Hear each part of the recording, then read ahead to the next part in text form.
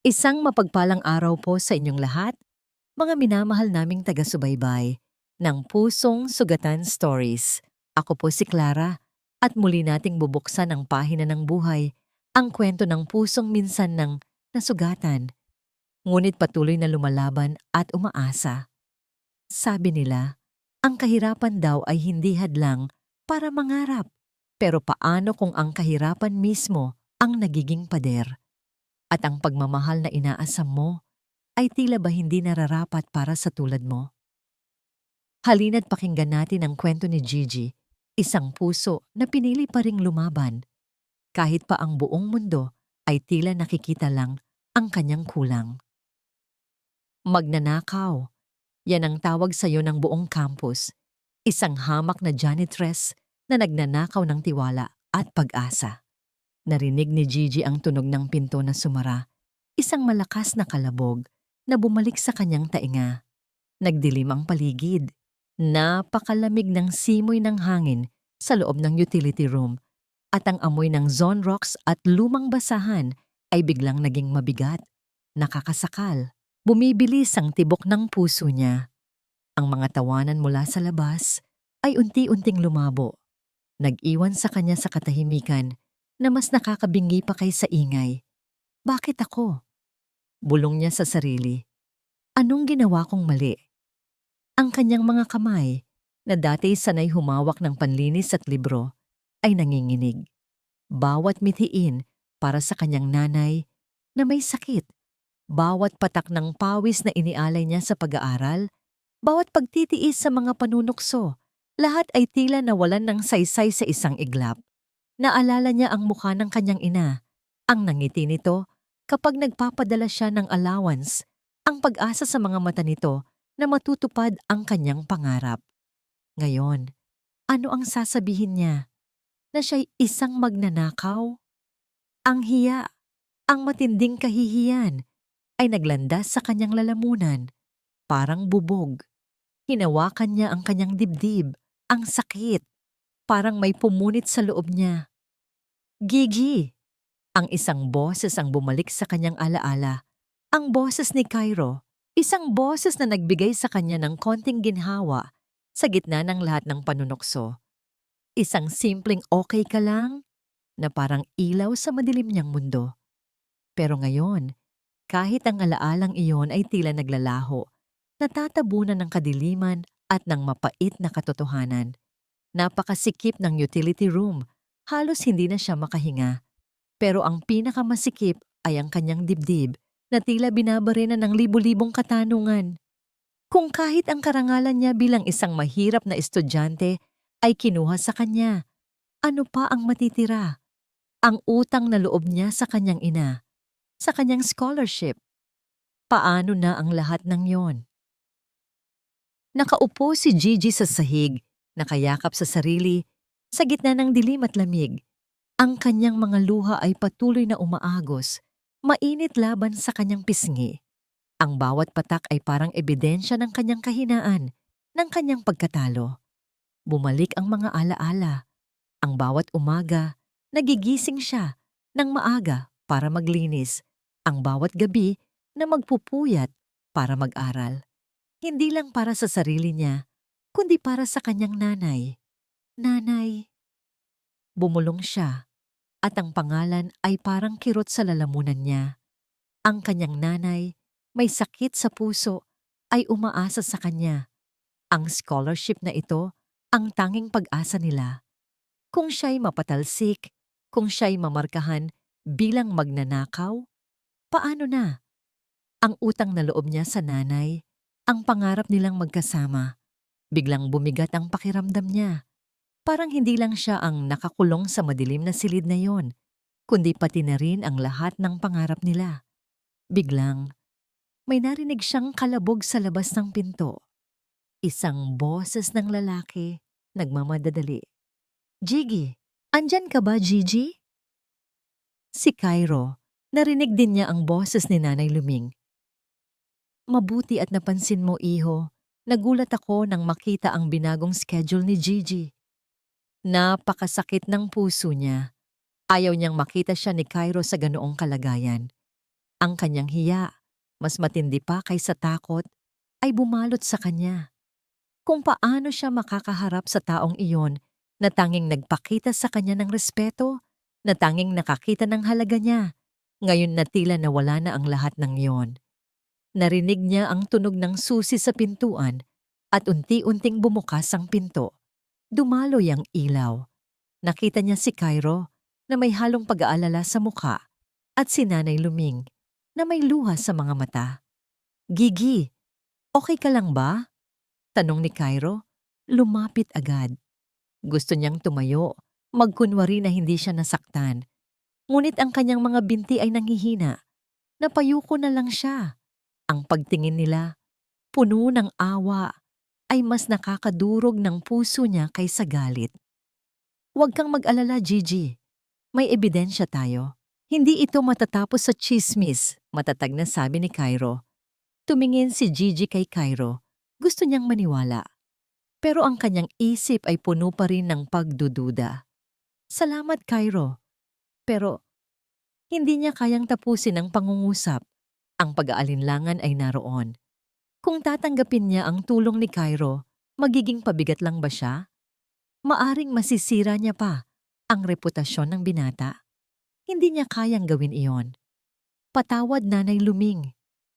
"Cairo," bulong niya, tumalikod at naglakad palayo ng dahan-dahan kahit nanghihina.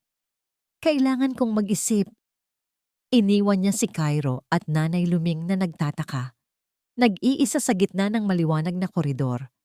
Ang hiya niya ay mas matindi pa kaysa sa pagnanais na lumaban. Bakit ganito? Bakit parang laging siya ang may kasalanan? Kahit na lumayo si Gigi, hindi sumuko si Cairo. Nakita niya ang takot at hiya sa mga mata ni Gigi. Hindi lang ito tungkol sa magnanakaw na paratang, kundi sa isang mas malalim na sugat. Kinabukasan, maaga siyang nagtungo sa school, hindi sa klase, kundi diretso kay Nanay Luming sa kantin. "Nanay Luming, sa tingin niyo po, sino ang may gawa nito?" Tanong ni Cairo. Ang boses ay puno ng pag-aalala. Mapungay ang mata ni Nanay Luming. "Naku, iho, alam mo naman, sa mundong ito, maraming inggit. Sino pa kundi yung mga pamilya nila na ayaw kay Gigi?" Ikinuwento niya ang tungkol sa pagpapalit ng duty schedule ni Gigi. "Ang totoo niyan, anak, nakita ko rin ang schedule. Iba talaga ang nakalagay." Isang luma, gusot-gusot na papel ang inilabas ni Nanay Luming mula sa bulsa ng kanyang apron. May nakasulat na pangalan ni Gigi at isang pirma. "Eto, nakita ko sa basurahan malapit sa office. Pinunit-punit na. Baka makatulong." Samantala, pakiramdam ni Gigi ay may nakatutok na libo-libong mata sa kanya sa campus. Bawat sulyap, bawat bulong, bawat tawa ay parang matalim na kutsilyo. "Amoy Zonrox," narinig niyang may bumulong. Ay, di ba siya yung janitress scholar na magnanakaw? Ang hiya, ang matinding kahihiyan, ay kumalat sa kanyang buong pagkatao. Gusto niyang magtago, lumubog sa lupa. Pero hindi niya magawa. Kailangan niyang tapusin ang araw, ang mga klase. Sa klase, umupo siya sa pinakadulo, malayo sa lahat. Nagulat siya nang makita si Cairo na inilapag ang isang folder sa kanyang mesa. May laman itong photocopies ng mga lesson at isang maliit na papel na nakasulat, "For you, don't worry, hindi ka nag-iisa." Hindi niya alam kung anong mararamdaman. Warmth, oo, pero kasabay noon ay ang pangamba. Bakit niya ito ginagawa? Bulong niya sa sarili. Baka masisira pa ang kinabukasan niya dahil sa akin. Maya-maya, naglakad si Gigi sa hallway. Nakita niya si Bea at ang grupo nito. Nagbubulungan at nagtitinginan sa kanya. Gusto niyang umiyak, pero tumingin siya sa hawak niyang papel. Ang luma at punit-punit na schedule na binigay ni Nanay Luming kay Cairo. May kakaiba talaga sa sulat kamay. Hindi ito yung standard na format. Isang araw, habang nakaupo si Gigi sa library, naramdaman niya ang isang kamay na dahan-dahang umabot ng isang maliit na Tupperware sa kanyang mesa. Si Nanay Luming. Sige na anak, kainin mo to. Adobo yan. Alam kong pagod ka na. Nilingon niya si Nanay Luming nang ngumiti ng pagkaamo. Kaya mo yan anak. Alam kong totoo ka. Sa loob ng Tupperware, may maliit na note. May nakita akong iba pang kopya ng schedule sa table ni Bea. Parang ganyan din ang sulat, pero nakasulat ang pangalan ng ibang janitress. Kinabukasan, nagkita si Gigi at Cairo sa isang tahimik na sulok ng campus. Pinagmasdan ni Cairo ang punit-punit na schedule at ang note ni Nanay Luming. May kakaiba talaga sa schedule na to, Gigi? Bulong ni Cairo, ang mga mata ay matalim. Naghahanap ng kasagutan. Sino kaya ang may pakana nito? Ang tingin niya kay Gigi ay may halong determinasyon. Ngunit si Gigi ay nakaramdam ng pagkabahala. Tila ang gulo ay lumalaki at siya'y hinihila papasok sa isang bagay na mas malaki pa sa kanyang Hindi pa natatapos ang araw na yon. Kumalat na sa social media ang mga paninira kay Gigi. Mga pekeng post, edited na litrato, at mga kwentong gawa-gawa tungkol sa kanya bilang isang magnanakaw at a gold digger. Ang bawat like at share ay parang sampal sa kanyang mukha. Nanginginig ang mga kamay ni Gigi habang tinitignan ang kanyang phone. Ang kanyang mundo ay tila gumuho na naman. Hindi lang sa personal, kundi sa virtual world din. Tignan mo, pinag-uusapan na siya pati sa online. Narinig niyang bulong ng isang kaklase. Kawawa naman. Ang awa na yon ay mas masakit pa sa galit. Sa sumunod na araw, habang nagkaklase sila sa isang subject na pinagsamang section, may naghagis ng isang papel na may nakasulat na amoy Zonrox sa mesa ni Gigi. Narinig niya ang mahihinang tawanan ni Bea at ng kanyang grupo. Yumuko si Gigi, pinipilit na huwag umiyak. Naramdaman niya ang init ng dugo na umaakyat sa kanyang pisngi. Biglang tumayo si Cairo. "Excuse me, sir?" Mahinahon pero matatag ang kanyang boses. "May sasabihin lang po ako." Lahat ay napatingin kay Cairo. Tumingin siya kay Bea at pagkatapos ay bumaling sa buong klase. Ang grades ni Gigi, pinaghirapan niya. Ang pag-aaral niya, pinaghihirapan niya. Hindi ninyo karapatan laitin o bastusin ang kahit sino, lalo na kung walang basihan ang mga sinasabi ninyo. Ang bawat salita ay tumagos sa hangin, tila isang babala. Si Gigi, nakayuko pa rin, ay nakaramdam ng isang munting tibok ng lakas ng loob. Mayroong tao na pinapanindigan siya. Nagulat si Bea. "Wow, Cairo. Defender of the poor na ngayon? Are you trying to be a hero?" May bahid ng pagmamataas at pambubulong ang boses niya. "Defender of what's right, B?" Sagot ni Cairo, ang mga mata ay matalim. "At sa tingin ko, matagal nang walang tama sa ginagawa mo." Uminit ang debate, nagalit ang propesor, at kinailangan pang mamagitan ng ibang estudyante. Maya-maya, ipinatawag sina Gigi, Cairo at Bea sa opisina ni Dean Rosales. Ang aircon ay napakalamig, ngunit ang tensyon ay napakainit. "This scandal is affecting the school's reputation," galit na sabi ni Dean Rosales, nakatingin kay Gigi. "Hindi ko pwedeng hayaang lumaki pa to. Bea, I understand your family has strong ties with this institution. Cairo, you are a promising student. But Gigi, this is highly irregular. Mag-isip-isip kayong dalawa, Gigi at Cairo." Sa mga salita ng Dean, tila mayroong pagpanig. Ang reputasyon ng eskwelahan, ang mga koneksyon ni Bea, ay mas mahalaga kaysa sa katotohanan.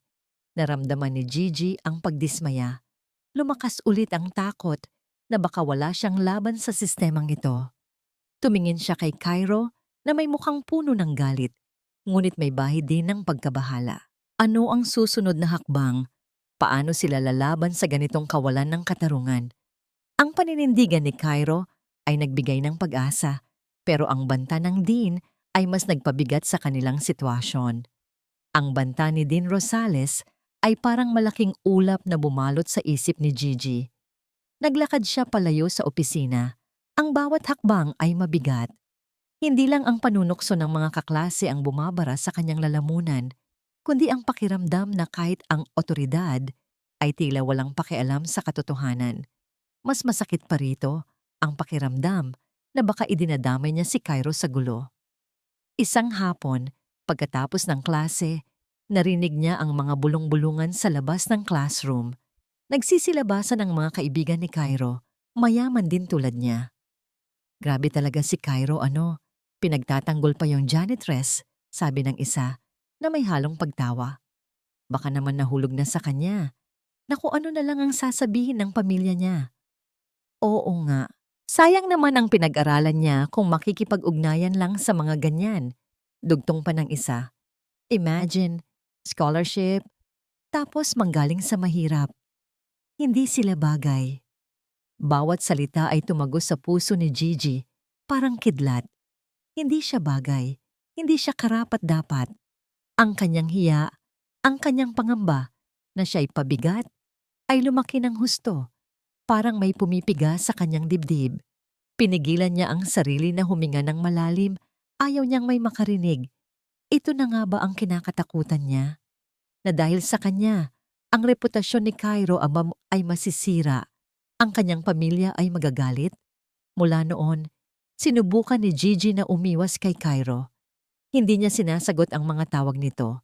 Kapag nagkakasalubong sila sa hallway, yumuyuko siya at nagmamadaling lumayo. Hindi niya kayang harapin ang mga tingin, ang mga katanungan, ang pakiramdam na siya'y burden. Ngunit hindi sumuko si Cairo. Napansin niya ang pag-iwas ni Gigi. Naintindihan niya ang hiya at takot nito. Pero para sa kanya, hindi iyon dahilan para tumigil. Sa bawat pag-iwas ni Gigi, mas lalong lumalim ang kanyang pagmamalasakit. Alam niyang kailangan niya itong labanan. Hindi lang para kay Gigi, kundi para sa tama. Isang gabi, habang kausap ang kanyang tiyuhin na isang abogado, nabanggit ni Cairo ang nangyari. Tito Ben, may problema po ako sa school. Simula niya ikinuwento ang buong sitwasyon mula sa pagkakakulong ni Gigi hanggang sa pagpanig ni Dean Rosales. Hindi biro ang defamation, iho. Seryosong sabi ng tiyuhin niya. Kailangan ng malakas na ebidensya. Meron akong kakilala, si Attorney Priya. Magaling siya sa mga kasong ganito, lalo na kung ang biktima ay inaapi. Samantala, hindi pa rin tumitigil si Bea. Sa isang group chat ng mga estudyante, may nag-post ng blind item tungkol sa isang janitress na gumagamit lang ng iba para umangat sa buhay. Bagamat walang pangalan, alam ni Gigi na siya ang pinatutungkulan. Ang mga komento ay puno ng paghuhusga. Ang maliit na pag-asa na naramdaman niya mula sa suporta ni Cairo ay tila unti-unting nawawala. Natatabunan ng kanyang pag-aalinlangan. Nakita ni Cairo si Gigi sa library, nakaupo sa isang sulok, nakatungo, habang nagbabasa ng libro. Gusto niya itong lapitan, hawakan ang kamay nito, sabihin na huwag itong mag-alala. Pero naintindihan niya na sa ngayon, ang kanyang presensya ay nagpapabigat lang sa damdamin ni Gigi. Alam niyang ang tanging paraan para matulungan si Gigi ay ang patunayan ang kanyang pagiging inosente. Iho, maghanda ka, sabi ni Tito Ben sa telepono, kinabukasan. Nakausap ko si Attorney Priya, handa siyang tumulong. Pero, hindi magiging madali. Kailangan ng matinding laban. At kailangan nating ipanalo to para kay Gigi. Sa kabilang linya, naramdaman ni Cairo ang bigat ng hamon, pero kasabay nito ay ang matinding determinasyon. Ito na ang simula ng tunay na laban. Kinabukasan, matiyagang hinintay ni Cairo si Gigi sa labas ng classroom nito. Nang makita siya ni Gigi, gaya ng dati, yumuko ito at akmang lalampas, ngunit hinarangan ni Cairo ang daan niya. Gigi, kailangan nating mag-usap, mahinahon niyang sabi, pero may bahid ng determinasyon. Nakausap ko ang tiyuhin kong abogado. May ire-rekomenda siya sa atin. Si Attorney Priya, handa siyang tulungan ka. Nag-aalangan si Gigi. Cairo, huwag na. Baka mas lalo lang lumaki ang gulo. Ayaw kong may madamay pa. Ang takot sa kanyang mga mata ay malinaw. Hindi niya kayang makita na may masira pang reputasyon, lalo na kay Cairo. Kung hindi ka lalaban, Gigi, patuloy ka nga abusuhin. Mariing sabi ni Cairo, hindi ka pabigat. Ang makita kang ganito, yun ang mas mabigat sa akin. Ang sinseridad sa boses niya ay tumagos kay Gigi. Sa kauna-unahang pagkakataon, hindi niya masyadong naramdaman ng hiya, kundi ang isang maliit na spark ng pag-asa. Kaya kinabukasan, magkasama silang nagtungo sa opisina ni Attorney Priya. Isang babaeng matalino at may matinding paninindigan, si Attorney Priya. Malugod silang sinalubong at ang paraan ng pakikinig niya kay Gigi ay nagbigay sa dalaga ng pakiramdam na sa wakas may nakakaintindi sa kanya. So Gigi, mula sa simula, anong nangyari? Tanong ni Attorney Priya. Ang kanyang tingin ay direkta at nakakapanatag. Ikinuwento ni Gigi ang lahat mula sa mga panunokso ni Bea, ang mga bulong-bulungan, ang insidente sa utility room, hanggang sa pagpanig ni Dean Rosales. Bawat salita, bawat detalye ay parang kirot sa kanya, pero sa bawat pagsasalita, tila may nabubuwal na pader sa kanyang puso. Ibinigay din nila kay Attorney Priya ang punit-punit na schedule na nakuha ni Nanay Luming. This is good, Gigi. May laban tayo, sabi ni Attorney Priya pagkatapos. Ang panunokso, ang harassment, ang false accusation, at ang illegal detention, lahat yan ay may legal na batayan.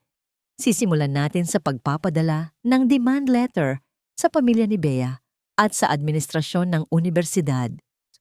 Nang lumabas sila ng opisina, gumaan ang pakiramdam ni Gigi, ngunit kasabay nito ay ang matinding kaba. Ito na. Totoo na. Lalaban na siya. Hindi pa natatapos ang linggo, nakatanggap ng abiso ang pamilya ni Bea. Isang demand letter mula kay Attorney Priya. Nagliyab sa galit ang nanay ni Bea. Si Mrs. Alonzo, isang maimpluwensyang babae sa komunidad. Agad niyang tintawagan si Dean Rosales. Ang boses ay matinis sa galit. Dean Rosales, ano itong kalokohan na pinapadala ninyo sa amin? Ang anak ko, pinagbibintangan ng ganyan. Hindi ninyo ba alam kung sino kami? Halos sumabog na si Mrs. Alonzo sa telepono. Naramdaman ni Dean Rosales ang lamig ng pawis sa kanyang likod. Nasa pagitan siya ng dalawang malalaking bato. Ang pamilya Alonzo na may malaking donasyon sa universidad at ang banta ng legal na aksyon mula kay Attorney Priya. Mrs. Alonzo, kalma lang po tayo. Inaayos ko na po ang lahat. May investigasyon na po kaming ginagawa sa loob. Investigasyon? Ano pa ang iimbestigahan? Alam nating lahat na ang Gigi na yan ang salarin. Sino ba siya?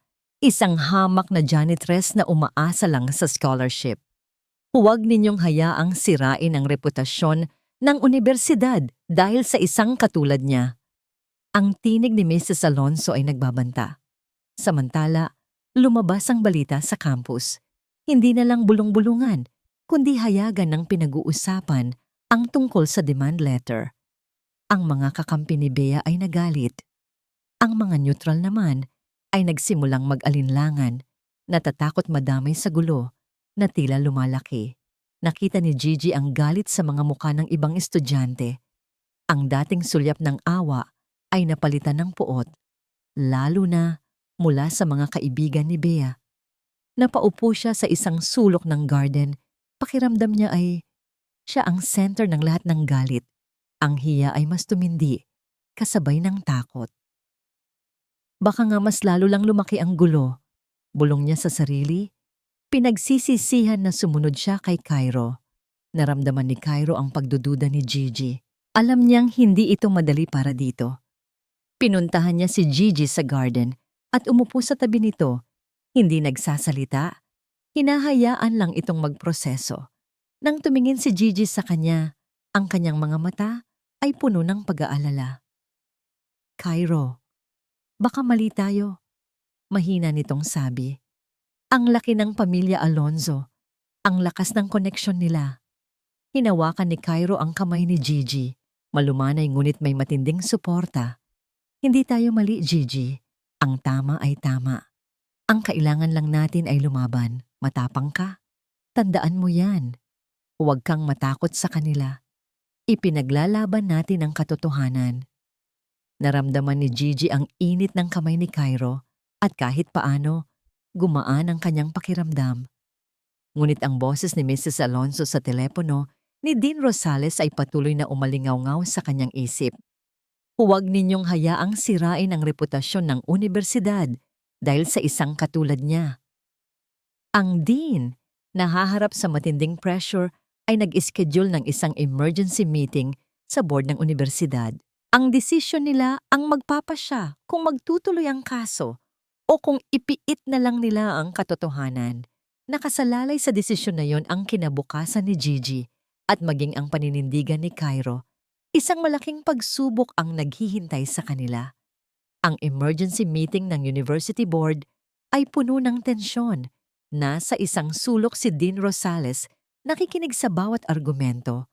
Ang kanyang mukha ay halatang nahihirapan. Sa isang banda, ang malakas na impluwensya ng pamilya Alonzo, ang kanilang malaking donasyon, ang kanilang pangalan na nakaukit sa isa sa mga gusali ng unibersidad. Sa kabilang banda, ang banta ni Attorney Priya, ang legal na implikasyon ng kaso at ang usaping etika at katarungan. Hindi natin pwedeng hayaang maging playground ng mga personal na away ang institusyon natin. Matinis na sabi ng isa sa mga board member, isang kaibigan ng pamilya Alonzo. Ang Gigi na yan, dapat mas inuuna ang trabaho niya kaysa gumawa ng gulo. Ngunit Mr. Chairman, nagsalita ang isa pa, isang matandang propesor na matagal nang nagtuturo sa unibersidad. Paano ang prinsipyo ng katarungan? Kung totoo ang mga paratang, hindi ba obligasyon nating protektahan ang ating estudyante, anuman ang kanyang katayuan sa buhay? Narinig ni Gigi ang balita tungkol sa meeting.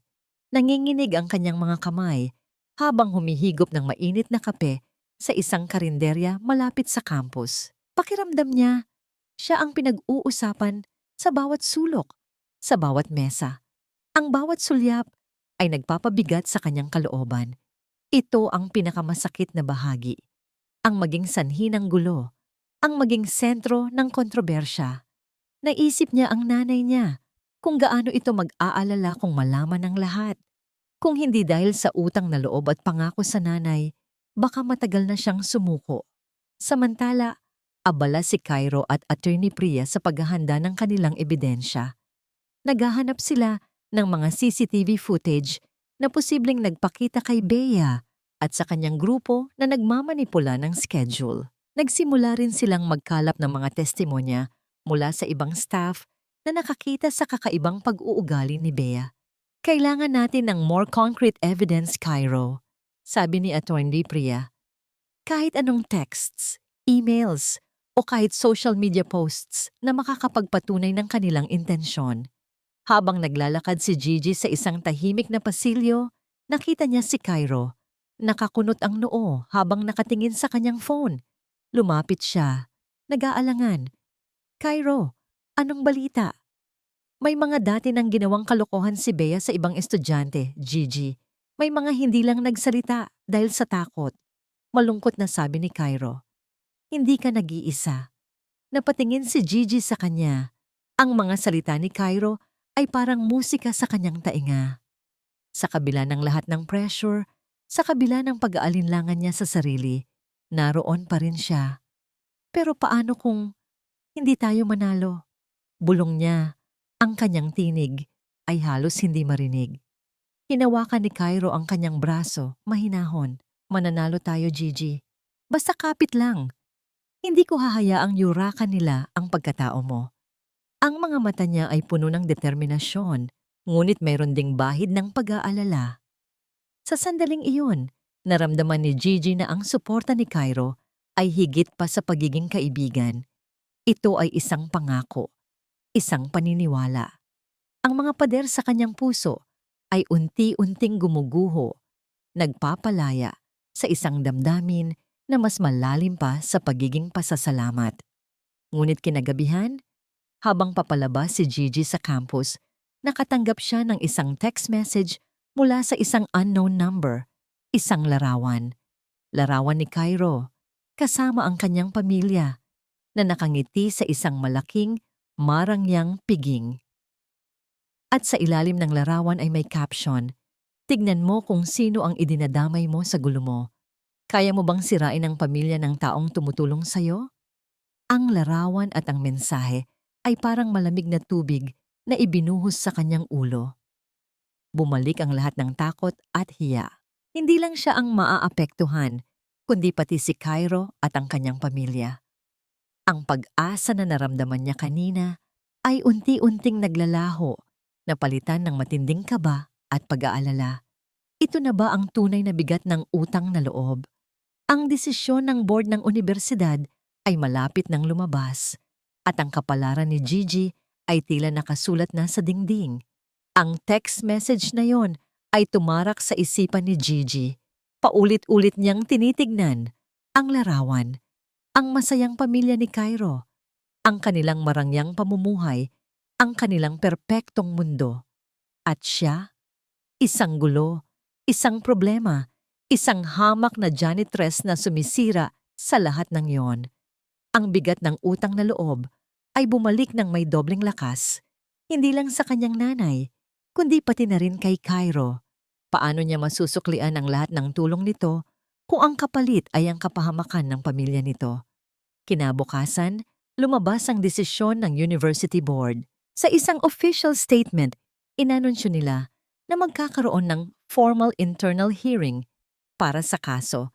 Ngunit pending further investigation, si Gigi ay pansamantalang suspended mula sa kanyang scholarship at trabaho to maintain peace and order on campus.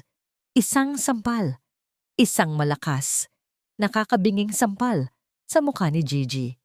Ang peace and order na tinutukoy nila ay ang katahimikan ng mayayaman, ang kapayapaan na nakukuha sa pamamagitan ng pagsasakripisyo sa mga mahihirap.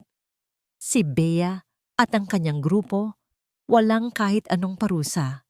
Siya, ang biktima, ang sinuspinde. Ang kawalan ng katarungan ay nakakagalit, pero mas nangingibabaw ang takot. Kung wala na ang scholarship, paano na ang nanay niya? Paano na ang pangarap niya? Agad na tinawagan ni Cairo si Gigi. "Gigi, narinig mo ba? This is unfair. Hindi tayo pwedeng pumayag dito." Puno ng galit ang boses niya. "Cairo, tama na." Mahinang sagot ni Gigi. Ang kanyang boses ay basag. "Tama na. Ayoko na." "Anong ayaw mo na? Lalaban tayo, Gigi. Hindi mo ba nakikita? Sila ang mananalo. Sila ang may kapangyarihan." Umiiyak na, sabi ni Gigi. "Cairo, salamat sa lahat. Pero hanggang dito na lang ako. Ayaw kong masira pa ang buhay mo, ang pamilya mo." "Ano ang sinasabi mo? Gigi, anong nangyari?" "Patawad, Cairo," sabi ni Gigi bago ibaba ang telepono. Sa kabilang linya, natigilan si Cairo. May mali. May nangyari na hindi niya alam. Samantala, nag-impake si Gigi ng kanyang mga gamit sa maliit na locker niya sa staff room. Bawat damit, bawat libro, ay parang isang piraso ng pangarap na nawala. Nakita niya ang isang maliit na note mula kay Cairo na itinago niya. "Hindi ka nag-iisa." Napahagulgol siya. Kinagabihan, nakatanggap ng tawag si Cairo mula sa kanyang ama. "Cairo, ano itong nababalitaan ko sa universidad? Pinag-uusapan ka ng mga kasamahan ko sa negosyo. Bakit mo idinadamay ang pangalan natin sa gulo ng isang janitress?" Ang boses ng kanyang ama ay malamig at may awtoridad. "Dad, mali po ang ginagawa nila. Kailangan kong tumulong." Matatag na sagot ni Cairo. "Tumulong? O sirain ang kinabukasan mo? Cairo, itigil mo na yan. Kung hindi, baka ako na mismo ang kumausap sa dean para ayusin ang gulong ito, sa paraang hindi mo magugustuhan." Isang malinaw na banta. Habang naglalakad si Cairo sa campus, nag-aalala May isang estudyante na lumapit sa kanya. Bro, si Rafa, isa sa mga kaibigan ni Bea, parang may problema. Bulong nito. Narinig ko siyang kausap ang girlfriend niya. Sabi niya, natatakot na daw siya sa ginagawa ni Bea. Parang may pinagawa sa kanya na labag sa loob niya. Isang maliit na sinag ng pag-asa, isang posibleng weak link sa grupo ni Bea. Ngunit paano niya ito lalapitan? Paano niya ito makukumbinsi na magsalita? Habang iniisip ito, tumunog muli ang kanyang telepono. Si Attorney Priya. Cairo, I have bad news. I received a notice from Gigi's legal counsel. She's withdrawing the case. Natigilan si Cairo. Hindi. Hindi pwedeng sumuko si Gigi. Hindi ngayon. Kailangan niyang gumawa ng paraan. Kailangan niyang malaman kung ano ang nagtulak kay Gigi na gawin ito. At kailangan niya itong gawin bago pa mahuli ang lahat. Hindi makapaniwala si Cairo sa narinig. Withdrawing the case? Bakit? Kailan? Halos pasigaw niyang tanong kay Attorney Priya sa telepono. Gabi raw nang magdesisyon Cairo. Nagpadala na siya ng formal notice through a different counsel. Paliwanag ni Attorney Priya, halatang nagtataka rin. May kakaiba rito. Hindi ito ang Gigi na nakilala ko. Naramdaman ni Cairo ang lamig na bumalot sa kanya. Alam niyang may nagtulak kay Gigi na gawin iyon. May nagbanta. At may koneksyon iyon sa larawan na natanggap ni Gigi. Ang kanyang pamilya. Ang pag-aalinlangan ni Gigi na pabigat siya. Agad siyang nagtungo sa dormitoryo ni Gigi. Paulit-ulit siyang kumatok, ngunit walang sumasagot. Hiningi niya ang tulong ni Nanay Luming. Nanay Luming, kailangan ko pong makita si Gigi. May nangyari po. Nag-aalala rin si Nanay Luming. Naku iho, umalis siya kaninang umaga. Mukhang nag-impake. Sabi niya, uuwi daw siya sa probinsya. May emergency raw. Lalong bumigat ang pakiramdam ni Cairo. Uuwi? Hindi pwedeng ganoon. Kailangan niyang hanapin si Rafa. Kung mayroon mang makapagpaliwanag sa tunay na nangyari, ito ay si Rafa, ang weak link sa grupo ni Bea. Hinabol ni Cairo si Rafa sa labas ng campus. Nakita niya itong nakikipag-usap sa cellphone, halatang kinakabahan. Rafa? Tawag ni Cairo. Nagulat si Rafa at agad na itinago ang cellphone. Oh, Cairo, bakit? Alam kong may alam ka sa ginawa ni Bea kay Gigi. Direktang sabi ni Cairo. Ang kanyang boses ay puno ng panggigipit. At alam kong pinilit niyo si Gigi na i-withdraw ang kaso. Anong ginawa niyo sa kanya? Biglang namutla si Rafa. Wala. Wala akong alam dyan, Cairo. Saka, tapos na ang usapan. Umalis na si Gigi. Umalis siya dahil pinilit niyo. Dahil binalaan niyo. Sino ang may gawa niyan, Rafa? Sabihin mo, ang totoo. Hinawakan ni Cairo ang braso ni Rafa. Narinig ko ang usapan ninyo. Natatakot ka, Rafa. Hindi mo gustong madamay, hindi ba? Kung hindi ka magsasalita ngayon, mas madadamay ka pa. Nanginginig si Rafa. Ang kanyang hiya, ang kanyang takot kay Bea, ay nag-uumpisa nang maglaban sa kanyang konsensya. Nanginginig ang kanyang mga labi. Si Bea, may pinakita siyang picture sa pamilya mo at nagbanta siya na idadamay ka niya, pati ang negosyo ng pamilya mo. Kung hindi susundin ni Gigi ang gusto niya, sinabi niya rin kay Gigi na magiging pabigat lang si Gigi sa'yo.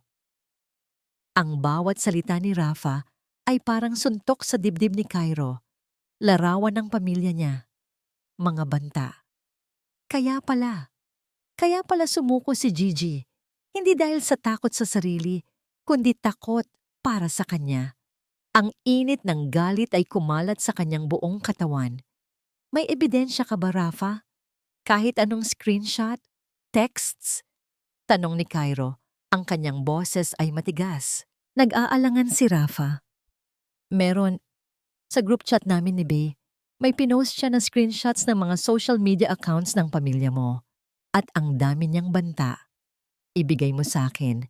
Ngayon, mariing sabi ni Cairo, ito ang tanging pagkakataon mo para ayusin ang mali. para makatulong kay Gigi.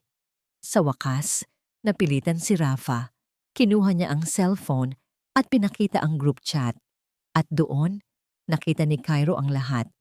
Ang mga screenshot, ang mga banta, ang mga masasakit na salita ni Bea. May nakita rin siyang isang litrato, isang blurred na CCTV footage ng isang tao na naglalagay ng pekeng ID sa loob ng bag ni Gigi. Si Bea, ito na ang hinahanap niya, ang pinakamatinding ebidensya. Samantala, nasa bus si Gigi papunta sa probinsya. Nakatingin siya sa labas ng bintana. Ang mga tanawin ay lumalabo kasabay ng kanyang mga luha. Ang puso niya ay puno ng sakit at pag-asa. Sakit dahil sa pangarap na tila nawasak at pag-asa na sana sa pag-alis niya ay magiging ligtas si Cairo at ang kanyang pamilya. Hindi niya alam, ngunit sa mga oras na yon, ang katotohanan ay unti-unting lumalabas sa dilim at ang laban ay hindi pa tapos sa Japan. Hindi na nag-aksaya ng panahon si Cairo. Ang galit sa kanyang puso ay nagbigay sa kanya ng lakas. Agad niyang tinawagan si Atty. Lupria. Ang kanyang boses ay nagmamadali. Atty. Priya, mayroon na tayong ebidensya. Lahat. Pati ang pagbabanta kay Gigi at sa pamilya ko. At ang CCTV footage, may nakita rin si Rafa. Ang boses ni Atty. Priya sa kabilang linya ay naging matalim. Talaga? Magaling, Cairo. Ipadala mo sa akin agad ang lahat ng yan. Hindi tayo pwedeng mag-aksaya ng oras. Samantala, nasa bus si Gigi, papunta sa probinsya. Ang kanyang mga mata ay nanlalabo sa pag-iyak. Bawat kilometro na lumalayo sa Maynila ay parang bawat piraso ng kanyang pangarap na nawawala. Iniisip niya ang nanay niya kung paano niya sasabihin na sumuko na siya. Ang sakit. Ang pagdududa kung tama ba ang desisyon niya ay bumabalik. Hindi niya hinayaang maapektuhan si Cairo, pero sa pag-alis niya, ang puso niya ay parang nawasak din. Sana tama ang desisyon ko, bulong niya sa sarili, habang pinipilit na lunukin ang luha. Sana maging maayos ang lahat para kay Cairo, ngunit sa university, nagkakagulo. Sa tulong ni Atty. Priya, agad na hinarap ni Cairo si Dean Rosales. Bit-bit niya ang mga ebidensya mula kay Rafa, ang screenshots ng group chat ni Bea na puno ng pagbabanta at ang blurred na CCTV footage na nagpapakita sa aktwal na paglagay ng pekeng ID sa bag ni Gigi. Dean Rosales, ito po ang patunay. Hindi nag-imbento si Gigi. Si Bea po ang nagtanim ng ebidensya at nagbanta sa pamilya ko para puwersahin si Gigi na umatras sa kaso. Mariing sabi ni Cairo, ibinagsak ang folder sa mesa ng Dean. Namutla si Dean Rosales. Ang mga ebidensya ay hindi na pwedeng baliwalain. Ang kanyang pagtatago ay mabubunyag. Ang reputasyon ng universidad na pinipilit niyang protektahan ay mas masisira pa kung patuloy siyang magbubulag-bulagan. Hindi na naghintay si Atty. Priya. Agad siyang nagpadala ng formal complaint kasama ang lahat ng ebidensya sa University Board at sa Legal Department. Ang kwento ay mabilis na kumalat sa campus. Hindi na chismis, kundi katotohanan. Si Bea, na nakarinig ng balita, ay agad na nagtago. Ngunit huli na, ipinatawag siya ng Dean kasama ang kanyang mga magulang. Sa opisina, ang dating matapang at mapagmataas na si Bea ay tila lumiit, nanginginig sa takot. Ang kanyang mga magulang, na dati mayabang, ay namumutla sa kahihiyan. Ang hiya, ang matinding pagkapahiya, ay mas masakit pa kaysa anumang parusa. Ang kanilang pangalan, ang kanilang prestihiyo na pinoprotektahan nila ng husto ay nasira sa isang iglap. Habang nagkakagulo ang universidad, may tumawag sa cellphone ni Gigi, isang unknown number, nag-aalangan siyang sagutin. Gigi, huwag kang uuwi. Nakuha na natin ang ebidensya. Lumabas na ang katotohanan. Si Bea ang may sala. Wala kang kasalanan, Gigi. Ang boses ni Cairo, puno ng pag-asa at ginhawa. Natigilan si Gigi. Ang bus ay tumatakbo pa rin, ngunit ang kanyang mundo ay tila huminto. Ang mga salita ni Cairo ay parang musika sa kanyang tainga, isang himig ng pag-asa na matagal na niyang hindi naririnig. Ang kanyang mga luha, na kanina'y puno ng sakit, ay napalitan ng luha ng ginhawa. Hindi pa pala tapos ang laban, hindi pa pala huli ang lahat. Ang kanyang puso ay biglang gumaan, parang may malaking bato na inalis. Ang pag-asa ay bumalik. Ang utang na loob ngayon ay hindi na pasakit, kundi inspirasyon para lumaban. Parang nag-iba ang ihip ng hangin. Mabilis na bumaba si Gigi mula sa bus. Hindi niya alam kung saan siya pupunta, pero alam niyang kailangan niyang bumalik. Ang bawat salita ni Cairo ay parang matamis na musika. Nagpaparamdam sa kanya na mayroon pa ring pag-asa, na hindi siya nag-iisa. Ang luha ng kalungkutan ay napalitan ng luha ng pag-asa. Nang makabalik si Gigi sa Maynila, dumiretso siya sa campus. Ang dating campus na puno ng takot at kahihiyan ay tila nagbago. Hindi na siya tinitignan ng masama. Sa halip may mga sulyap ng pagkaawa at paghanga. Ang mga bulong-bulungan ay nagbago, hindi na paninira, kundi tungkol sa kung paano nahuli si Bea at kung paano ipinagtanggol ni Cairo si Gigi. Kinabukasan, isang formal na pagdinig ang naganap. Si Bea, kasama ang kanyang mga magulang, ay nakaupo sa harap ng University Board at ni Attorney Priya. Tahimik at maputla si Bea, ang dating arogante niyang tingin ay napalitan ng takot. Ipinresenta ni Atro Priya ang lahat ng ebidensya, ang mga screenshots, ang testimonya ni Rafa, at ang patunay ng pagbabanta kay Gigi at Cairo. Ang mga ebidensyang ito ay malinaw na nagpapakita ng harassment, defamation, at manipulation.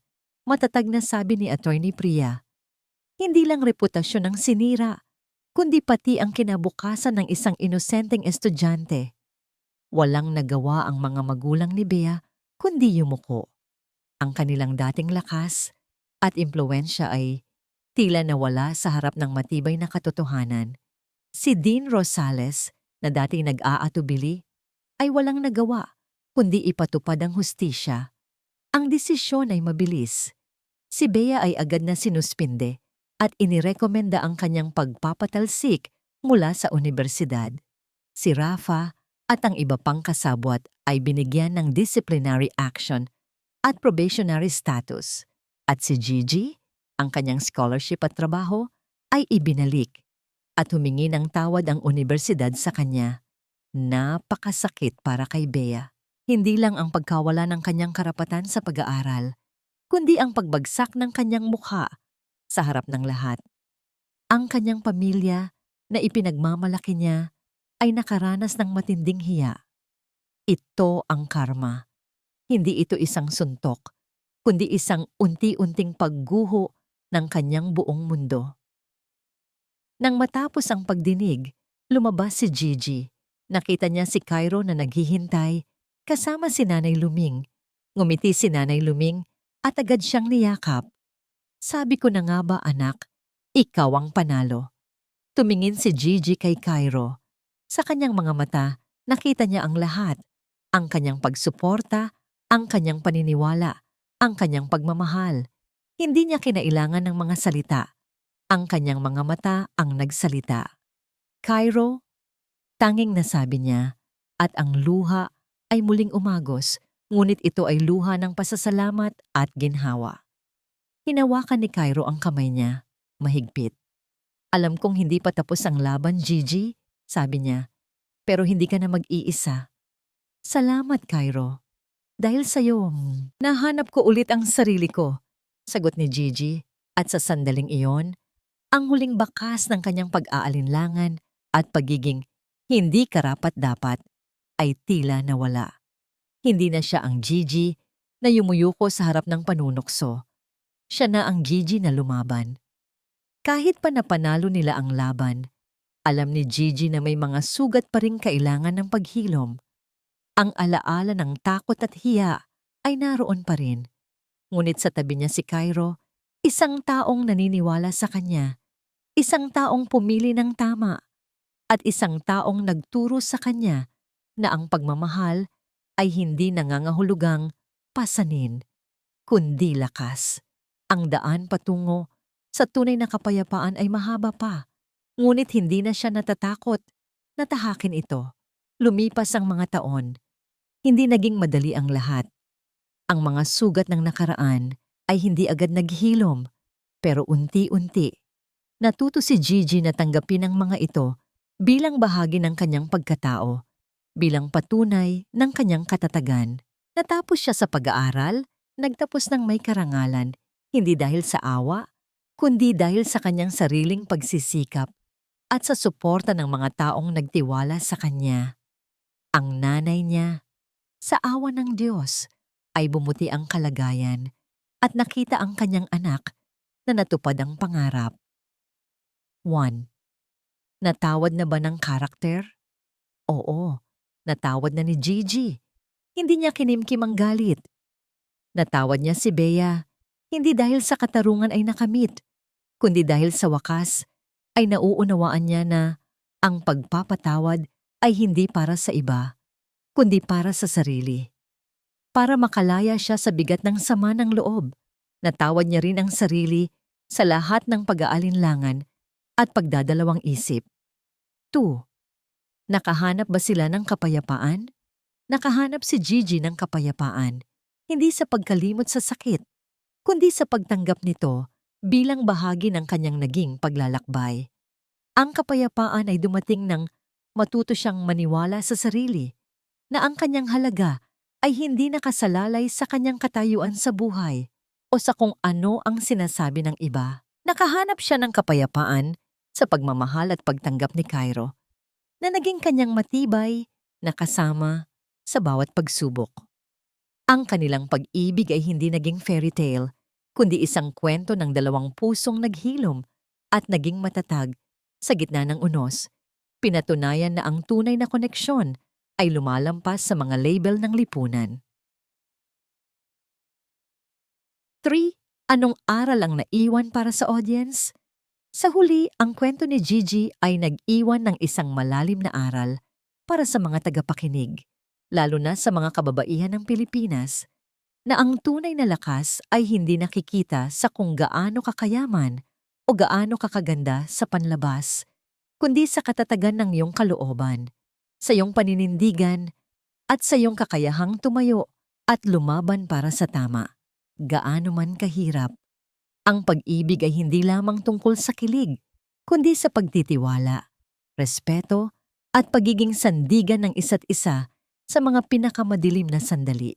At higit sa lahat, ang kwento niya ay paalala na hindi ka mali dahil mahirap ka at hindi ka kailanman magiging pabigat sa taong tunay na nagmamahal at naniniwala sa halaga mo. May pag-asa sa kabila ng bawat pagsubok at ang pagpapatawad ay ang susi sa tunay na kapayapaan. Ito ang pusong sugatan na sa huli ay naghilom at naging buo, handang umibig at mabuhay ng buong buo. At sa paghilom ng sugat, isang bagong simula ang sumilay. Maraming salamat po sa inyong walang sawang pagsubaybay, mga minamahal naming tagapakinig.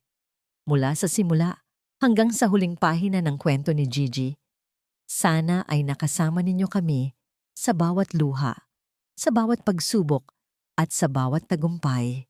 Bilang manunulat, may mga pagkakataong kahit ako ay napapaluha habang isinusulat ang mga eksena, lalo na sa mga bahagi kung saan nadarama ni Gigi ang matinding hiya at pagdududa sa sarili. Hindi madaling isalarawan ang sakit ng isang pusong nasugatan ng mga salita at paghuhusga. Ang kwentong ito ay hugot mula sa mga kwento ng buhay na nakasalamuha ko ng mga taong tulad ni Gigi ay patuloy na lumalaban sa kabila ng hirap at paghamak ng lipunan. Naway ang munting apoy ng pag-asa na nakita natin kay Gigi ay magsilbing ilaw sa inyong mga puso. Isang paalala na sa gitna ng kadiliman, laging may liwanag na naghihintay, basta't huwag tayong bibitaw, na ang pagmamahal ay higit pa sa salita. Ito ay nasa pagsuporta, pagtitiwala, at pagbibigay ng lakas sa isa't isa. At sa dulo ng kwentong ito, isang tanong ang ibinabahagi ko sa inyo. Ikaw ba? Kaya mo ring patawarin ang taong nagkasala sa'yo kahit pa malalim ang sugat na iniwan? Ibahagi po ninyo ang inyong saloobin sa comment section. Kung nagustuhan ninyo ang kwentong ito, huwag kalimutang mag-like at i-share ang video na ito sa inyong mga kaibigan at pamilya. Maraming salamat muli sa inyong lahat. Pamagat ng kwento. Ang paghilom ng pusong sugatan. Kwento mula sa Hindi Ibubunyag ang Pangalan ng Manunulat. Ikinuwento ni Clara.